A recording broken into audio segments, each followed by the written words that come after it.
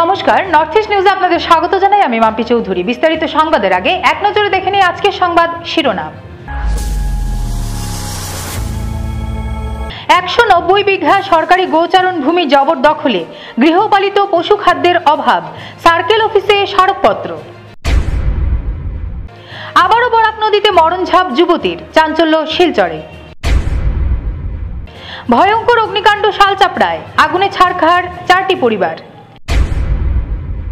কালাইনছড়ায় drugs জব্দ, আটক 2 ব্যবসায়ী। এবারে সংবাদ বিস্তারিত। রাজ্যের বিভিন্ন প্রান্তের সরকারি জমি জবরদখল মুক্ত করতে প্রশাসনের তরফে প্রতিনিয়ত অবৈধ দখলদারদের বিরুদ্ধে উচ্ছেদ অভিযান অব্যাহত রয়েছে।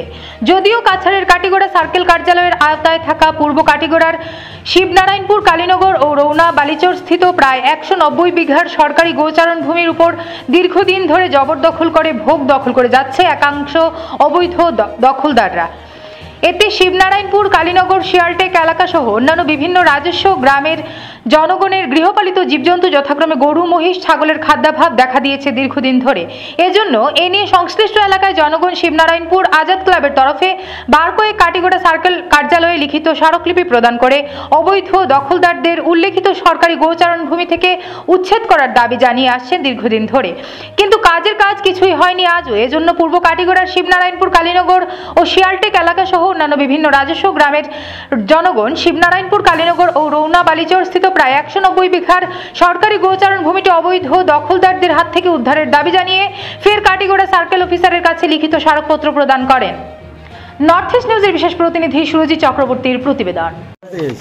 আমরা আইসি শিবনারায়ণপুর থেকে। আমরা একটা ঘোষণা ভূমি আছে 190 বিঘার মতো, এটা বেদখলে যার গিয়া ওটার উদ্ধার করার লাগিয়া আমরা আইসলাম সার্কেল অফিসারদের একটা মেমোরান্ডাম দিতাম। তার তো ভাইছি না এখন বাবুর কাছে আমরা এটা দিয়া যাই গিয়া তাই যেটা আমরা এটা উদ্ধার করিয়া দিই। মানে এখানে কি সমস্যা হয়েছে কেন?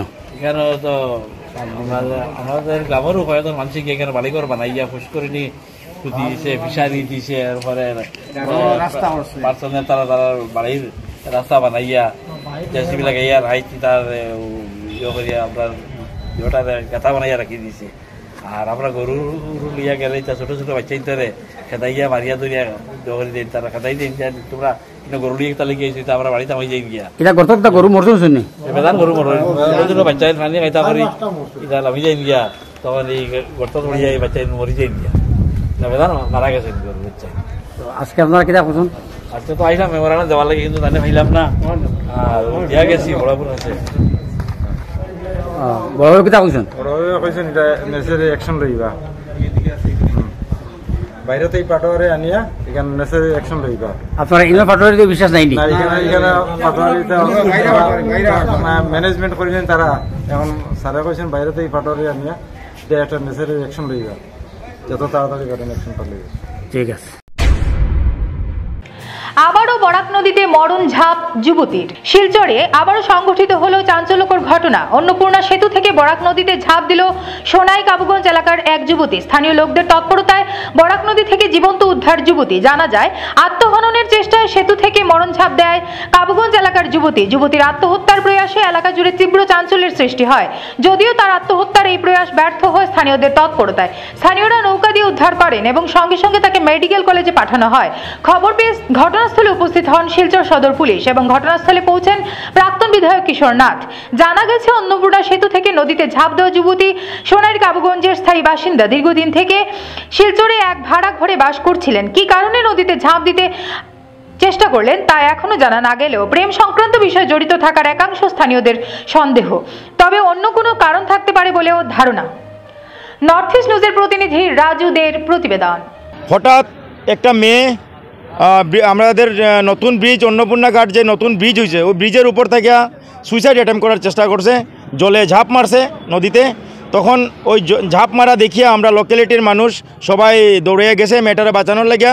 তার মধ্যে 2 জন আমাদের এই প্রোটেকশনের কাজ করে 2 জন মিস্ত্রি মানুষ, মুসলিম সমাজের মানুষ। এই 2 জন মিস্ত্রি সঙ্গে সঙ্গে পাশেই আমরা নৌকা আসলো, ওই নৌকা নিয়ে মেটারে রিকভারি করার লেগে গেছে। সঙ্গে লোকাল ছেলেরা আমরা সবাই গেছি, গিয়া মেটারে আমরা উদ্ধার করছি এবং মেটারে লোকাল থানাতে ফোন করে তার চিকিৎসার লাগে আমরা পাঠাইছি। শোনা গেছে মেয়েটা কাবুগঞ্জের বাসিন্দা এবং শিলচর অম্বিকাপট্টিতে কোন জায়গাতে জানি ভাড়া করে থাকে, কিন্তু এটাও শোনা কথা, এটা আমরা সঠিকভাবে জানি না এটা কি ব্যাপার, কোন জায়গাতে সঠিক থাকে। এই কারণে মেয়েটা যে এখানে সুইসাইড অ্যাটেম্প করছে এটা আমি জানি না, আমরা কেউই কইতে পারতাম না। আমরা হঠাৎ দেখছি মেয়েটা জাম্প মারছে, জলে জাপ মারার সঙ্গে সঙ্গে আমরা কে মারছে কিনা এটা এইসব তো আর চিন্তা করার ব্যাপার না, সঙ্গে মানবতার খাতিরে আমরা সবাই গেছি, গিয়া মেয়েটারে রিকভারি করিয়া লোকাল থানাতে ফোন করিয়া চিকিৎসার লাগে আমরা পাঠাইয়া দিছি। মেয়েটার অবস্থা খুব ভালো না, মেয়েটারে আমরা চিকিৎসার লেগে পাঠাইছি, খুব ভালো না দেখে আমরা ভাবছি যে সঙ্গে সঙ্গে চিকিৎসাতে দেওয়া দরকার, মেডিকেলে আমরা পাঠিয়ে দিয়েছি লোকাল পুলিশের আওতাতে। আগুনে পুড়ে ছারখার 4টি পরিবারের বসতঘর শালচাপড়ায়। ভয়ঙ্কর অগ্নিকাণ্ড ঘটল শালচাপড়ায়, আগুনে ছারখার হয়ে যায় 4টি পরিবারের বসতঘর। ঘটনাটি ঘটেছে শুক্রবার রাতে, কয়েক লক্ষ টাকা ক্ষয়ক্ষতি হয়েছে। শালচাপড়া ঘাগড়াপাড় প্রথম খণ্ডের স্বপন দাস, বলরাম দাস, রাজু দাস ও শান্ত দাস এই 4 জনের বাসগৃহ পুড়ে ছাই হয়ে যায়। প্রতিবেশীদের মতে স্বপন দাসের ঘরে মাঝরাতে হঠাৎ আগুনের সূত্রপাত ঘটে। পরিবারের লোকরা টের পাওয়ার আগে আগুন ছড়িয়ে পড়ে, স্থানীয়রা দৌড়ে এসে আগুন নেভানোর চেষ্টা চালান। খবর পেয়ে পৌঁছে দমকল বাহিনী কয়েক ঘন্টা চেষ্টার পর আগুন নিয়ন্ত্রণে আসে, কিন্তু এর আগে আগুনের লেলিহানে 4টি ঘর ভস্মীভূত হয়ে যায়। আগুন লাগার কারণ জানা যায়নি। বিদ্যুৎ শর্ট সার্কিট থেকে ঘটনার সূত্রপাত হতে পারে এমন ধারণা স্থানীয়দের। এই ঘটনায় 4টি পরিবার নিঃস্ব হয়ে পড়েছে, তাই মন্ত্রী ও বিধায়ক এবং জেলা আয়ুক্ত সহ ডিজাস্টার ম্যানেজমেন্টের কর্তৃপক্ষের কাছে আর্থিক সাহায্য ও সহানুভূতির কৃপা দৃষ্টি কামনা করেছেন এলাকার জনগণ। নর্থ ইস্ট নিউজের বিশেষ প্রতিনিধি সুরজিৎ চক্রবর্তীর প্রতিবেদন। আমার নাম শ্রী স্বপন কুমার দাস, আমাদের বাড়ি ঘাগড়াপাড় প্রথম খণ্ডে অবস্থিত, শালচাপড়া জিপিতে। বিগত 22 তারিখ রাত্রে আনুমানিক 2 ঘটিকার সময় হঠাৎ আগুন আমাদের ঘরে দেখি হাল্লা চিৎকার করিয়া স্থানীয় লোকজনের সহযোগিতায় আগুন নিয়ন্ত্রণে আনা যায়নি, সম্পূর্ণ ঘর দরজা ভস্মীভূত হইয়া যায়। রাজু এবং বলরাম দাস এবং শান্তু দাসের 3টা ঘর সংলগ্ন ভস্মীভূত হইয়া যায়। আসবাবপত্র কোনো কিছু বাহির করা যায় না, এমনকি দলিল ডকুমেন্ট, সোনা রূপা, নগদ টাকা, অন্য কোনো কিছু থেকে তারা আর এই জিনিসটা তারা আর বাইর করতে মানে আগুন থেকে রক্ষা পায়নি। আর আমাদের বিশেষ আবেদন ওটাও যে 2 জন ব্যক্তি বিপিএল ক্যাটেগরির লোক, প্রধানমন্ত্রী আবাস যোজনার অধীনের গড় সম্পূর্ণ বশীভূত হইয়া যায়। এবং আমাদের আশা যে স্থানীয় কর্তৃপক্ষ যারা ডিসি মহোদয় বা স্থানীয় মন্ত্রী এমএলএ মন্ত্রী এদের কাছে আমাদের বিনম্র আবেদন যে এদের কাছ থেকে যদি আমরা কোনো ধরনের বৃহৎ সাহায্য পাই যে অসহায় মানুষের সহায় হয়, এদের আবেদনের জন্য আমরা বিশেষ আশা রাখি। এই বলে আমি আমার বক্তব্য শেষ করলাম। কালাইনছড়ায় ড্রাগস সহ 2 ব্যবসায়ী আটক, একজনকে হোমে প্রেরণ ও অন্যজনকে জিজ্ঞাসাবাদ চালাচ্ছে পুলিশ। কালাইনছড়া টোলগেট সংলগ্ন এক চায়ের হোটেলে সন্দেহভাজন ড্রাগস সহ 2 জনকে আটক করে পুলিশের হাতে সমঝে দিয়েছেন এলাকাবাসী। জানা গেছে চায়ের হোটেলের পেছনে ড্রাগস রেখে ব্যবসা চালাতো মা ভজন্তী তাঁতি ও ছেলে অরুণ তাঁতি। এদিন এলাকাবাসী ধরে ফেলেন তাদেরকে, পরে গুমরা পুলিশ অনুসন্ধান কেন্দ্রের পুলিশ কর্তার কাছে এদেরকে সমঝে দেওয়া হয়। গুমরা পুলিশ ভজন্তী তাঁতিকে এদিন দুপুর 3টে নাগাদ শিলচর হোমে প্রেরণ করে এবং অরুণ তাঁতিকে লকআপে রেখে টানা জিজ্ঞাসাবাদ চালিয়ে যাচ্ছে পুলিশ। নর্থ ইস্ট নিউজের বিশেষ প্রতিনিধি সুরজিৎ চক্রবর্তীর প্রতিবেদন। ঘটনা হয়েছে যে এখানে বর্তমানে যে টুলগেটের সামনে যেগুলো দোকান আছে এগুলো না তো বর্তমানে নোটিশ বেজান কিছু দেওয়া হয়েছে, তারা কোনোদিন এই জায়গার বর্তমানে বাগানের জায়গাটা ছাড়তেও চায় না, আর পিডব্লিউডি জমিন আছে এটাও তো ছাড়তে চায় না। অকল কথা হয়েছে যে তারা আমরা কালাইনছড়া বাগানটারে এই আশেপাশে যেটা যতটা গ্রাম আছে সবটা পুরো বরবাদ করে দিচ্ছে। এখানে 4 দোকানের নামে ব্যবসা করে যার বাকি এখানে পুরা ইলিগেল ড্রাগস, খালি ড্রাগসের কারবার, খালি ড্রাগসের কারবার। তখন প্রশাসনরে আইয়া আমরা পুরা হ্যান্ড টু হ্যান্ড মানে বর্গাই মানলে আর ঘরে আমরা ধরাইয়া দিছি। তখন প্রশাসনের কাছে আমরা মানে বারবার অনুরোধ করি যাতে আমরা সিএমের কাছে যাও, এই জিনিসটা যাও আমরা এইটা আদিবাসী এলাকাটা যাতে যারে ধরছে তার নাম কি? যারে ধরছে পুলিশ তার নাম কি? অরুণ আর তার মার নাম কি? শিমলি। হ্যাঁ শিমলি নাম। প্রশাসনের যাচ করে নামটা বার করে দিতে পারবো, আমরাও করে পারবো। টোলগেটের আশেপাশে প্রত্যেকটা দোকানে এই ধরনের অভিযোগ আছে।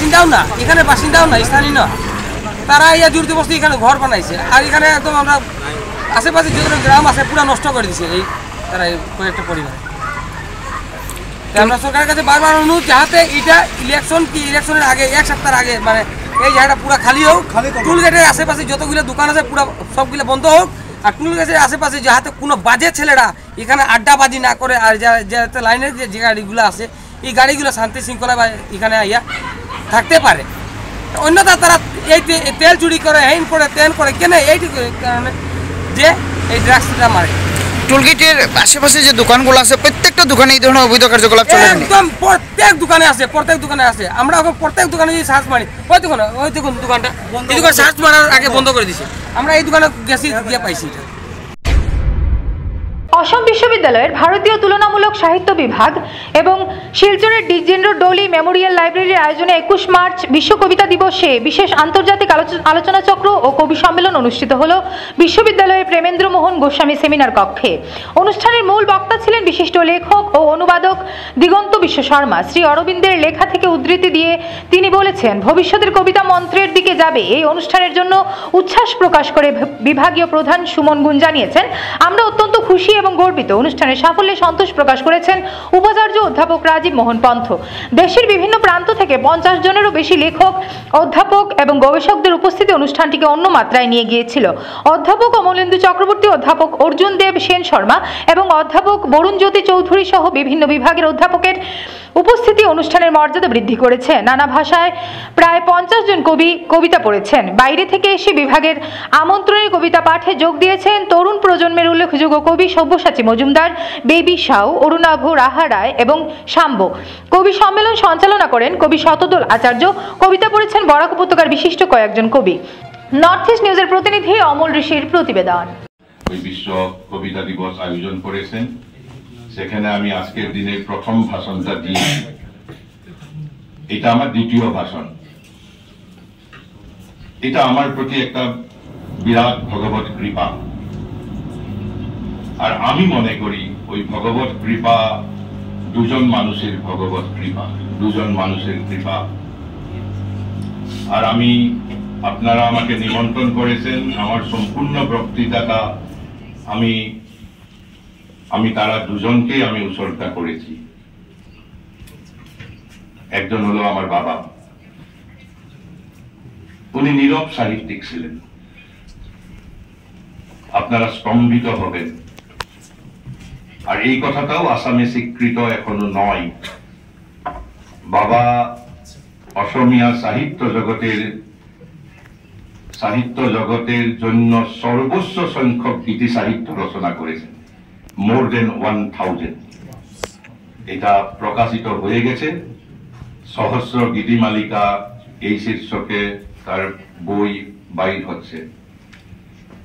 তারপরে more than 400 poetry in 3 language, Assamese, Bangla এবং ইংলিশ, 3টি ভাষাতে মোর দেন 400 পোয়েট্রি।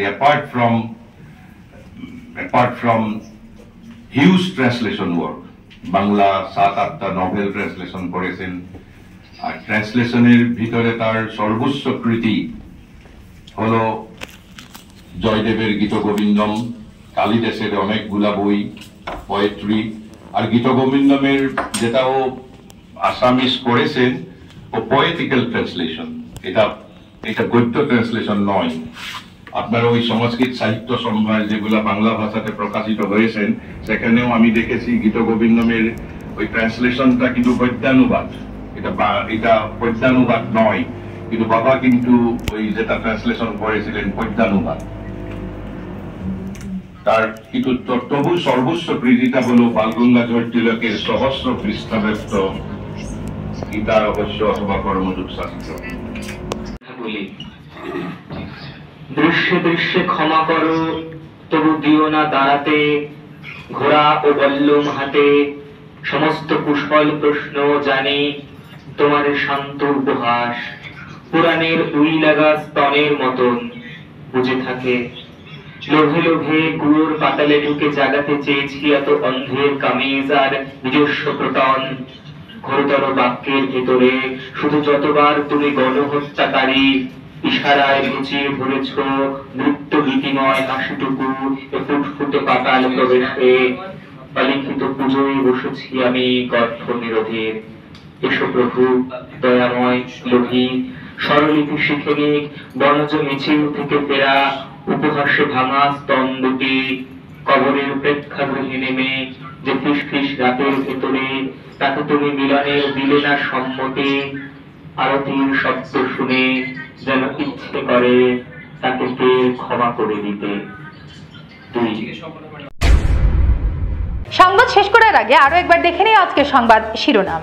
190 বিঘা সরকারি গোচারণ ভূমি জবরদখলে, গৃহপালিত পশু খাদ্যের অভাব, সার্কেল অফিসে স্মারকপত্র। আবারও বরাক নদীতে মরণঝাপ যুবতীর, চাঞ্চল্য শিলচরে। ভয়ঙ্কর অগ্নিকাণ্ড শালচাপড়ায়, আগুনে ছারখার 4টি পরিবার। কালাইনছড়ায় ড্রাগস জব্দ, আটক 2 ব্যবসায়ী। ভারতের উত্তর পূর্বাঞ্চলের পাশাপাশি অন্যান্য স্থানের খবর দ্রুত পাওয়ার জন্য দেখতে থাকুন নর্থ ইস্ট নিউজ। ধন্যবাদ।